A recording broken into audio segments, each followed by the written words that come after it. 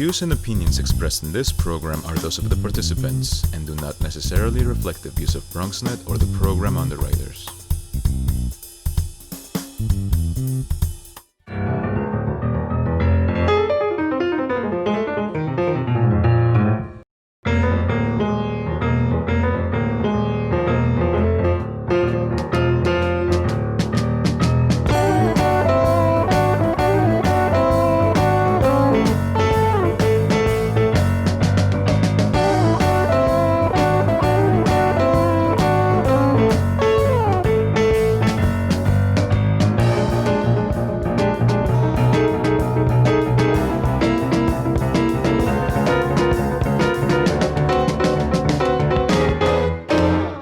Good evening and welcome to BronxTalk. As the pandemic hit, people began to evaluate what resources they have and what resources they need. And so as it unfurled itself through 2020, a lot of people in the Bronx were saying, well, wait a minute, lost my job. I've got to get my kids trained so that they have a future and they have jobs. People certainly have been concerned about housing. We know the problems with evictions. We know the problems in NYCHA. We know the shortage of affordable housing. And we also need to talk about training, how we're going to educate our kids, how we're going to do things to get us back to where we were or even better, and use this opportunity of rebuilding to do things better. Into the void steps the New York City Inclusive Growth Initiative. And this is a collaboration between three not-for-profits who have their eye on the prize, or maybe I should say prizes, all the way out there after we get past this. And they want to start putting together coalitions of people from the Bronx and from everywhere in the city to figure out how we're going to do this the right way. So let me just introduce our guest. Jose Ortiz Jr. is the CEO of the New York City Employment and Training Coalition. Mr. Ortiz, nice to have you with us. Thank you for having me. The Executive Director of the Association for Neighborhood and Housing Development is Ms. Barika Williams. Ms. Williams, nice to have you with us. Hi, thank you for having me. And the VP of Housing and Neighborhood Planning at the Regional Plan Association, it is Moses Gate. Mr. Gate, nice to have you with us. Hi, thanks for having me on. I guess we'll start with you, Mr. Ortiz, to give us, I guess each of you could weigh in on this perspective. And you know, how did this get together? How did the three of you and the three organizations get together? And what is really the vision here, the real vision of what you all are working on? Well, first off, again, thank you for having us on. We really appreciate the opportunity to share the initiative with you and your viewers. The three organizations have partnered over the course of our organization's histories at different times, and we approached each other and thought it was the right opportunity to really think bigger about how we can develop a more inclusive economic development platform here in New York City.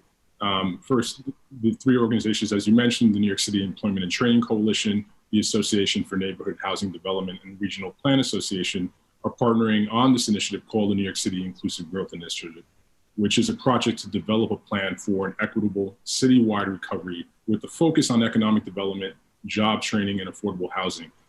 During the initial phase, we're undergoing the process right now of identifying and selecting emerging leaders across a number of human service sectors and industries to sit on what will be a 15-person steering committee.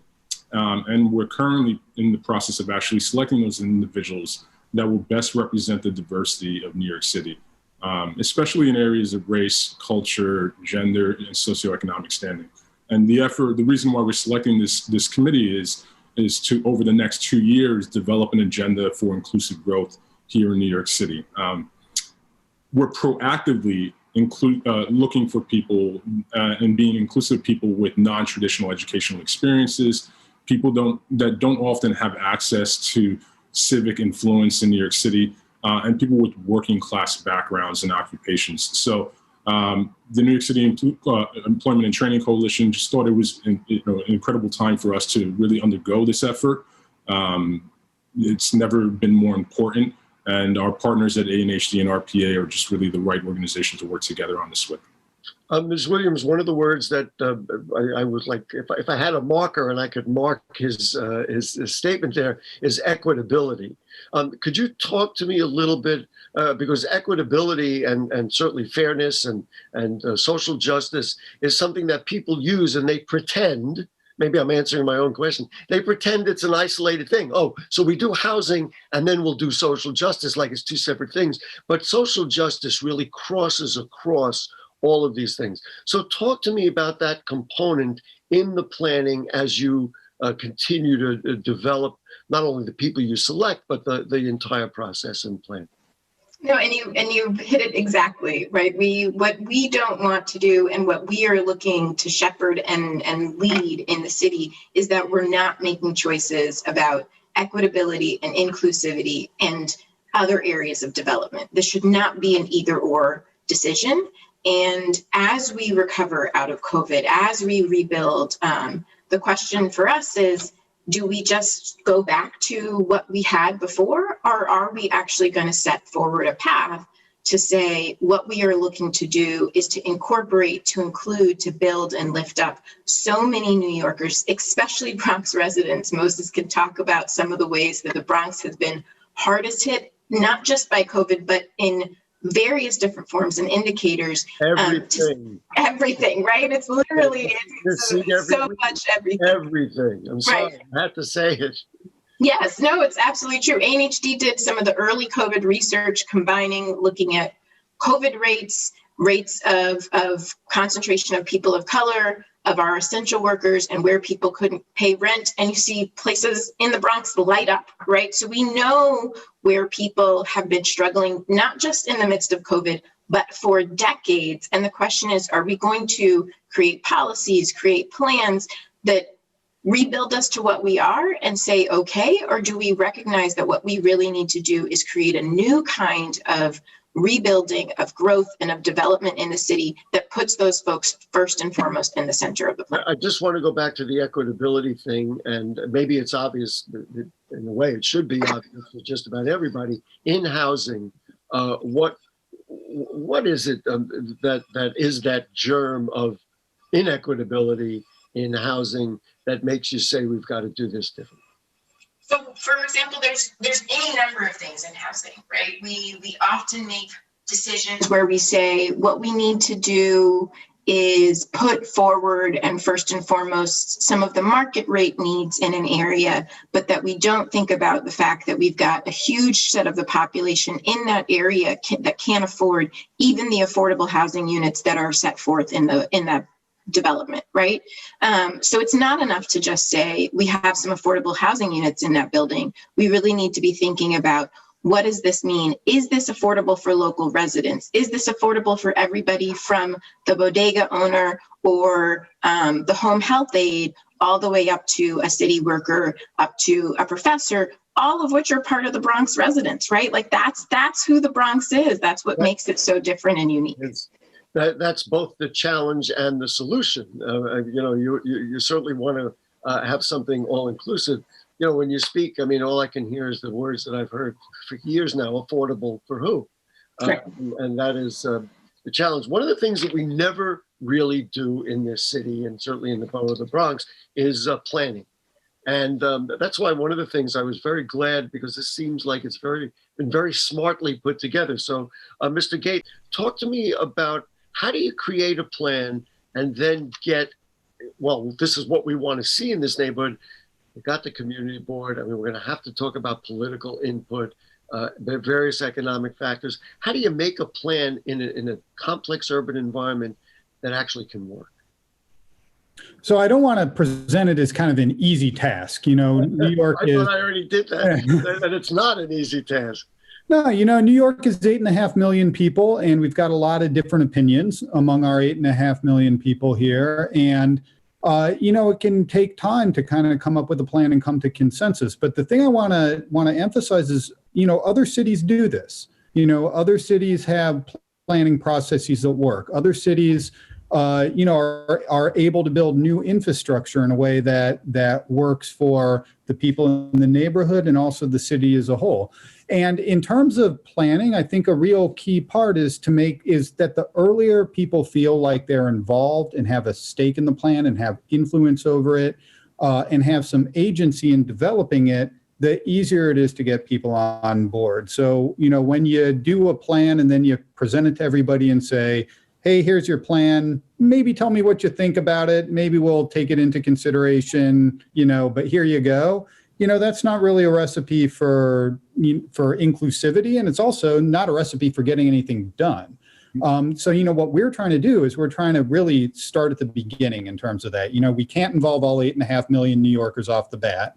But we are trying to get together a group of folks who are representative of the city, who have experience living life in the city and facing its challenges, and saying, we want you to help start at the beginning in terms of figuring out a way to build a more inclusive city. And, we're hoping that will, bring some goodwill and hopefully bring something that can actually get done. That's really what you're telling us you want to do, is bring these people in, have an inclusive plan, an inclusive growth initiative. That's what it's about. That's completely what it's about. I think you nailed it. Ortiz, let's talk about the training and jobs situation. Talk to me a little bit about how you see, I realize you're going to get input from others, but how you see this process of training work out. I can go through Workforce One and all these other jobs programs the city has had, and then I can say, well, we still haven't really gotten where we want to be. So talk to me about how we do this. Yeah, I think one of the things that's really important to highlight, especially when it comes to training for the appropriate jobs and jobs that are going to be more resilient in here, in the future. Job training programs, many of which that we represent, have been doing this for an extensive period of time. Some of them are newer organizations, some of them are decades old, and have been training people quite effectively in order to get really good jobs. But COVID really accelerated what was happening over the next 10 years, or projected to happen over the next 10 years when it comes to the future of work. And so overnight, tens of thousands, millions of New Yorkers lost their jobs, many of which in areas that are going to struggle to recover for an extensive period of time. So we have to be really intentional, really smart about thinking about when we're developing new job training programs or new organizations to support these training efforts. We need to be aligning those to jobs that are going to be economically resilient in the coming decades. So we think of building trades and construction, tech, green, climate and sustainability. Those are areas right now, healthcare, financial services, areas that are quite resilient, that haven't been as heavily impacted in a negative manner as a result of COVID. And of course, other areas are going to recover and come back, but we need to be training folks for jobs and careers that are going to have not only be here for the foreseeable future, but that are going to provide a living wage for individuals to be able to support themselves and family and afford a city as complicated and expensive as New York City.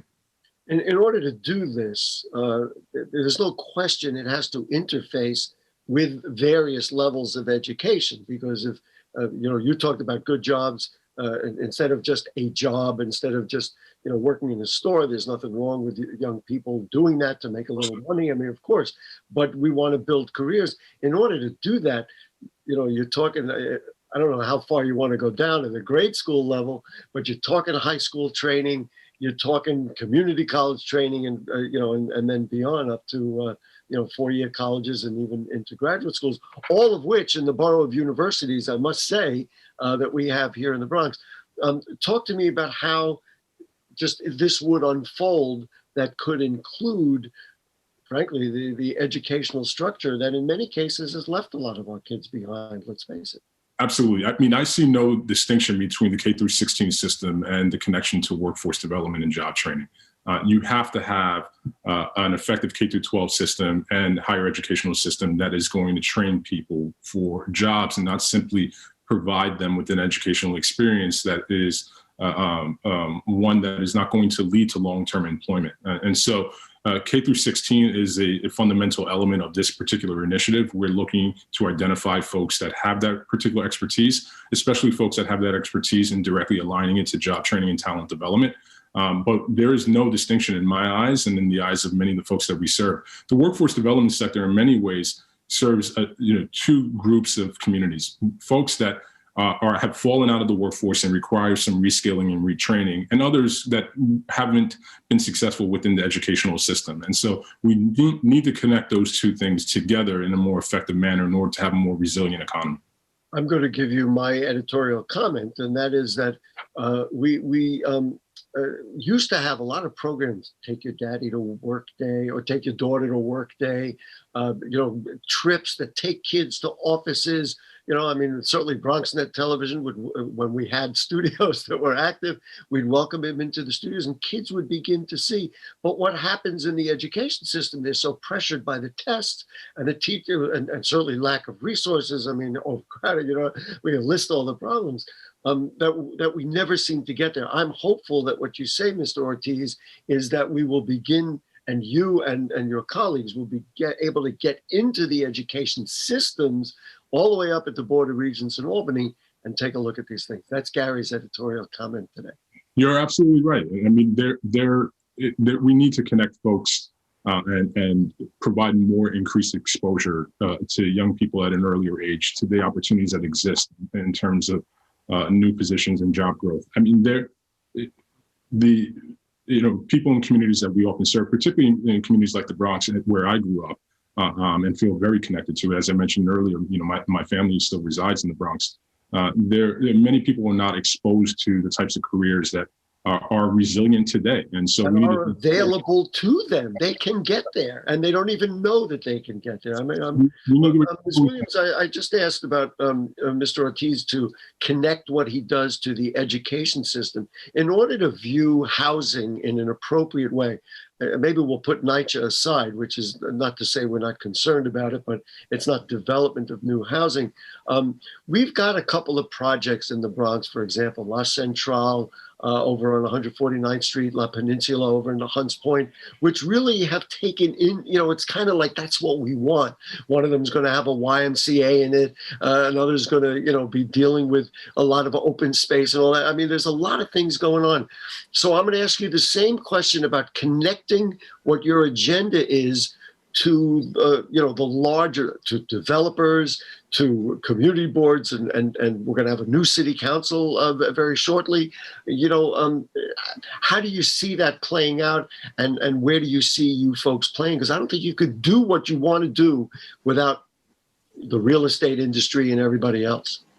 Well, and so first and foremost, we can connect what we do and how we think about housing to the conversation on workforce development and jobs, because what we talk about at ANHD is no housing is affordable without a job, right? At the end of the day, at a certain point, everybody has to pay for whether it's rent, a mortgage, a voucher, something.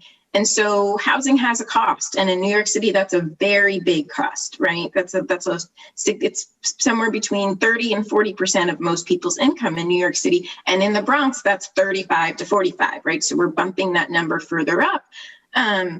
So I think the hard part about this for development is that it feels difficult to pinpoint what it is that people want. But when they see developments like that include YMCA spaces, that include spaces for culture and dance, that include spaces for their small businesses to move into, right? The buildings that aren't just, here is your unit, but really appreciate that this is a community space. It's a home. It's a place for businesses to grow and develop. It's places for communities to come together. And no, that doesn't mean building at a lightning speed, because when we build at a lightning speed, we build out the people who really we should be centering and including, right? We leave behind folks like Bronx residents who aren't at the first and forefront of many developers' minds. And that's one of the things that we really want to flip and change, is that who we need to be thinking about first are the people who most often get left behind. And in development, that means potentially slowing some things down. And I know sometimes that feels scary, but would we rather develop a little bit more slowly and develop what people need, or keep running at this crazy pace where we've got $1.2 million homes and folks like us are all like, who's living in them, right? And I think that's the conversation we have, right? I realize that my friends at WEDCO will be really mad for me if I didn't mention the Bronx Commons project, which is coming up, and we'll have the Bronx Music Hall in there. I mean, that's exactly the kind of thing we need in every neighborhood. And one of the things that we've talked about this on this program for weeks, for years, is the notion that I don't want to say supportive housing, but all housing is social housing. We did a show recently where they talked about, how are we going to build a city and housing in the city? And they talked about just what you were saying about, it's not just an apartment, a place to live. We got to rebuild communities, which brings us right around the room to Moses Gate to talk about planning. Much like, I asked your two colleagues about connecting to other structures. Let's talk about, if you really want to make a regional plan, it's all levels of government. We're going to have a new mayor soon. Certainly in the Bronx, we're going to have a new borough president soon. The city council will be overturned, and certainly here in the Bronx, I think 6 of the 8 seats are slated to, up for grabs, so to speak. So talk to me about how you can make a plan and involve everybody, including people who, may have some other ideas or maybe politicos with other influences. Yeah. So one of my favorite talking points when I talk about doing a regional plan is we have, and this isn't New York City, this is the 31 county region, but we have 782 different municipalities. And, in New York State, we have over 1,000 different governmental entities. And even just in New York City, you have the city council and the mayor, but you also have the Port Authority, you also have the MTA. You have all these different governmental players. And sometimes they work well together and sometimes they don't work so well together. And so that's one of the real challenges of trying to get and formulate a plan, in New York City. But the thing about it is, in something like this initiative where we're having, folks come up with policy ideas, they can put, when they introduce those policy ideas into the conversation, everyone can hear them. City council, the mayor, the governor, the state legislature, whoever can help affect them, they're part of that civic conversation, and we intend to get those ideas out in front of everybody. And I think that's really kind of the first step, is to come up with the policies.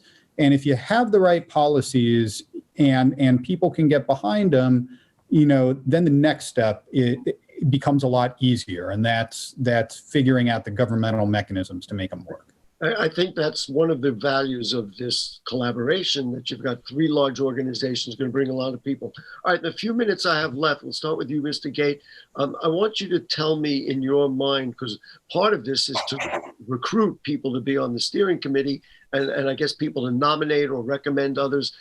Tell me what it is from your personal point of view and your organization's point of view, who it is that you're looking for to say, wow, these are the people I'm happy about and I want to have on our steering committee. For me, it's people who are passionate about the city, who are passionate about their fellow New Yorkers, who want to help people, regular folks in the city have a better life. And, that's really what it's all about at the end of the day. That's what planning's about. That's what housing and jobs are about. It's just to help folks go about their lives in a way that's a little bit easier than if, you hadn't been involved. And so, I think it's important that the folks on the steering committee have kind of lived some of those challenges. I think that's an important perspective to have at the table. And, I think that, having that makes addressing ways to makes addressing those challenges, just to bring some new ideas, new perspectives into that conversation makes it easier.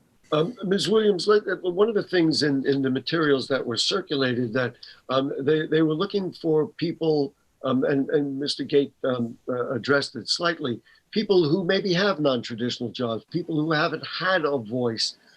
So maybe you can address that and the agenda for that. Why is that important to you, and what you hope those people will do that, frankly, has never been really done well in New York City before?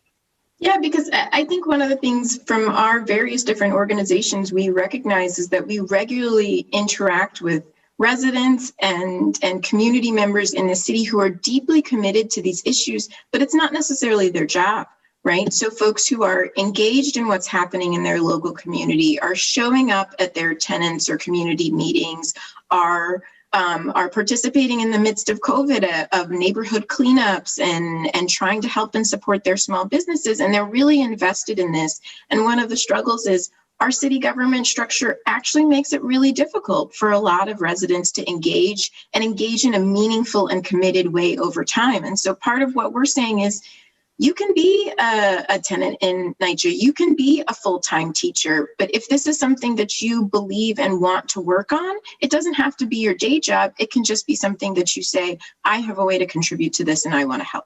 And I'm assuming you want them to have a little bit of experience doing so, or have demonstrated. I mean, you're only looking for 15 people. We have, 1.4 million in the Bronx to start. So you want people who have demonstrated, like you said, they've been out to parks and things like that. Right. Yeah, the folks who regularly are watching your show, right? Who are civically engaged, right? There's folks who follow this stuff all the time. So and have a bunch of ideas and talk about this with family and friends. Great. So then the final word is going to go to Mr. Ortiz. Then let's make the pitch. It's like, if you are any one of those people, how do they get in touch with the New York City Inclusive Growth Initiative? And how do they get involved? How do they communicate with you? And, if you wanted to add anything to what your colleagues said about what you in particular are looking for, that'd be great. I mean, I think everything that Barika and Moses is spot on, and I totally agree with them. I think we're looking for everything they shared in terms of the steering committee, but in terms of just getting involved in the initiative, because what we're trying to build is not something that's simply going to be led by 15 individuals and our set of organizations. In order to create a more inclusive recovery in the city, we need people who are advocates of themselves, for their families, for their communities, and we encourage them to reach out to us or to visit our website, which is NYC Inclusive Growth Initiative.org or NYC.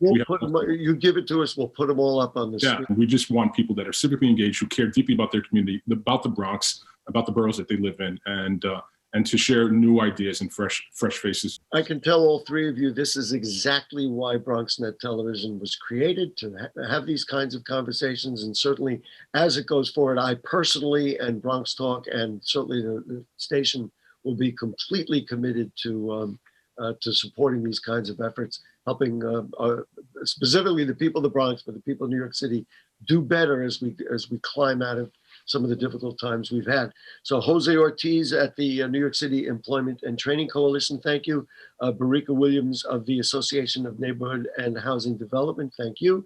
And Moses Gate at the Neighborhood Planning and Regional Plan Association. I got that right. Thank you so much.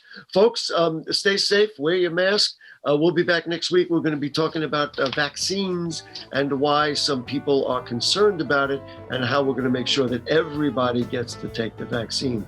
Very, very important conversation. Thanks to our producer, Stephen Powell. We'll see you next week. Good night.